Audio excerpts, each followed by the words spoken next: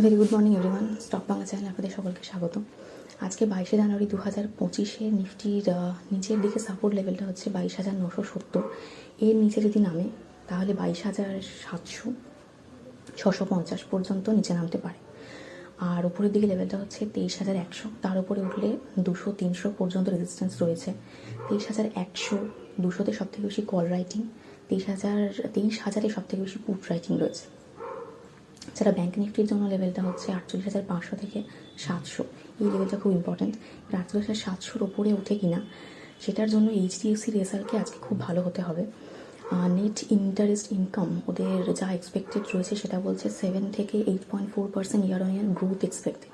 সেই অনুযায়ী যদি আসে কি তার থেকে যদি বেটার দ্যান এক্সপেক্টেড রেজাল্ট হয় তাহলে কিছুটা আপওয়ার্ড মুভমেন্ট আমরা মার্কেটে আশা করতে পারি। সেন্সেক্সের জন্য লেভেলটা হচ্ছে 75,800 থেকে 76,400। এই রেঞ্জটা খুব ইম্পর্ট্যান্ট। এছাড়া কালকে আমরা যেটা দেখলাম, সমস্ত সেক্টর সব নেগেটিভ, প্রচুর পরিমাণে সেল অফ হয়েছে। কারণ ইন্ডিয়ান মার্কেট যে কোয়ার্টার 3 রেজাল্টগুলো পরপর দেখছে তার মধ্যে কোনো পজিটিভ সেন্টিমেন্ট নেই।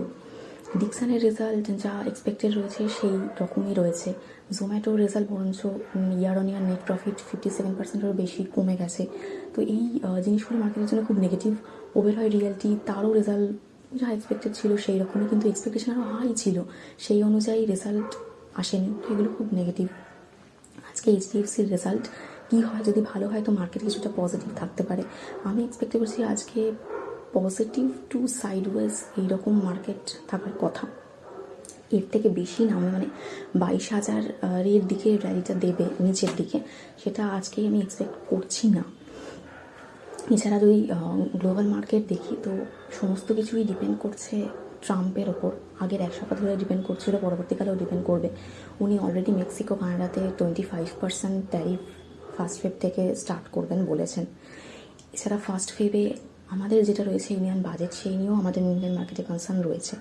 এছাড়া ইউএসএ দেখলে ট্রাম্পের যে আমেরিকা ফার্স্ট পলিসি, সেই পলিসিতে উনি মানে বাইরের সমস্ত জিনিসই প্রায় তো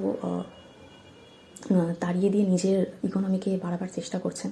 তো যদি ট্যারিফ এইভাবে, আর ব্রিক্সের যে দেশগুলো রয়েছে তার মধ্যে ইন্ডিয়াও রয়েছে, সেই দেশে যদি 100% ট্যারিফ উনি ঘোষণা করেন তো সেক্ষেত্রে ওনাদের কান্ট্রিতে জিনিসপত্রের দাম ডাবল হয়ে যাবে। ওদের কেউ জিনিসপত্র কিনবে না, তো ওদের ইকোনমি গ্রো করবে। কারণ ওদের নিজেদের যে বিজনেস হয়েছে সেগুলো বেশি লোকে কিনবে, তার কারণ সেগুলোর দাম কম থাকবে। এইটা করলে যদিও ইউএসএ ইনফ্লেশন বাড়বে, আর ইনফ্লেশন বাড়লে ফেডের যে টার্গেট ওদের ইনফ্লেশন 2% করা, সেটাও কিন্তু অ্যাচিভ হচ্ছে না। এছাড়া ইন্ডিয়ার ক্ষেত্রে আমরা বেশিরভাগ জিনিসই ইউএসএ এক্সপোর্ট করি, আমাদের ট্রেড সারপ্লাস থাকে সবসময় ইউএসএর সাথে। তো এবার যদি ওইখানে 100% ট্যারিফ যদি পড়ে যায় তাহলে ইন্ডিয়ান মার্কেটের জন্য অবভিয়াসলি খুব ব্যাড নিউজ। মানে এটা গ্লোবালি এফেক্ট করবে যদি 100% ট্যারিফ চাপানো হয়। উনি অলরেডি থ্রেড দিতে আরম্ভ করেছেন, এবার নেক্সটে দেখার যে কী হয়। এছাড়া চায়নার ক্ষেত্রে যে ট্যারিফ রয়েছে সেগুলো ডিলে হয়েছিল বলে ডলার কিছুটা কমতে দেখা গেছিলো, সে অনুযায়ী গোল্ড কিন্তু তাই জন্য অল টাইম হাইতে রয়েছে এখন। এছাড়া যে ইভি ইলেকট্রিক্যাল ভেহিকেল যেটা, সেই ইউজ যে বাইডেনের কালে যে ইউজ বেড়ে গেছিলো, তো ফিউচারেও আশা করা যাচ্ছিলো যে ইলেকট্রিক্যাল ভেহিকেল নিয়ে প্রচুর কাজ হবে, অটো সেক্টরে খুব উন্নতি হবে। সেইটা ট্রাম্প আসাতে কিছুটা নেগেটিভ দিকে রয়েছে, কারণ উনি রিনিউয়েবল এনার্জির দিকে অতটা নজর দিচ্ছেন না। উনি আবারও সেই কয়লা, পেট্রোল, ডিজেল এইসবের মানে ফসিল ফুয়েলের যে ব্যবহার সেটাকে আবার বাড়াতে বলছেন। তো এইটা অটো সেক্টরের জন্য অবভিয়াসলি একটা ব্যাড নিউজ। আর সবথেকে বড় যেটা ব্যাড নিউজ সেটা হচ্ছে ক্লাইমেট ক্রাইসিসের জন্য ওনার এদিকে কোনো নজর দিচ্ছেন না উনি। এছাড়া প্যারিস যে ক্লাইমেট এগ্রিমেন্ট, সেখান থেকেও আমেরিকা এক্সিট করে গেছে, থেকেও আমেরিকা এক্সিট করে গেছে। কী যে করছেন বোঝা যাচ্ছে না। এছাড়া খুবই মানে নিজেদের ইকোনমি দিকেও ওনার যে এই সমস্ত এফেক্টগুলো সেগুলো বাজেই এফেক্ট পড়বে। ইউএস ইকোনমির জন্য যে এই কাজগুলো খুব ভালো সেটা নয়। এছাড়া আমরা আর যে সিলভার গোল্ড দেখছি সেগুলো তো এখন অল টাইম বুলিশই রয়েছে। ক্রুডের প্রাইস কিছুটা কারেকশন হচ্ছে, পরবর্তীকালে আশা করা যায় যে আরও কারেক্ট হবে। এবার নেক্সট দেখা যাক ট্রাম্প আর কি করেন, সেই অনুযায়ী আমাদের সেক্টরের উপর এফেক্ট পড়বে, যেমন আইটি সেক্টরের উপর একটা এফেক্ট পড়বে।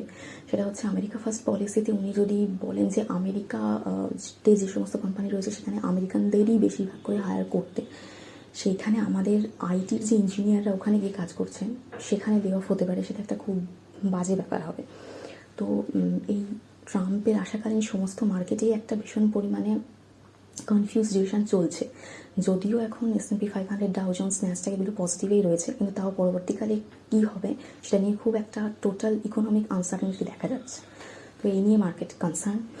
দেখা যাক আজকে মার্কেট কীভাবে মুভ করে। তো আজকে আমি এখানেই রিপোর্ট শেষ করছি। প্লিজ আমার এই ভিডিওর উপর কোনো ইনভেস্টমেন্ট করবেন না। আমি এই ভিডিও করি শুধুমাত্র এডুকেশন পারপাসে। আমি সেবি রেজিস্টার কোনো অ্যাডভাইসার বা অ্যানালিস্ট নই। ও দেখা হচ্ছে নেক্সট ভিডিওতে।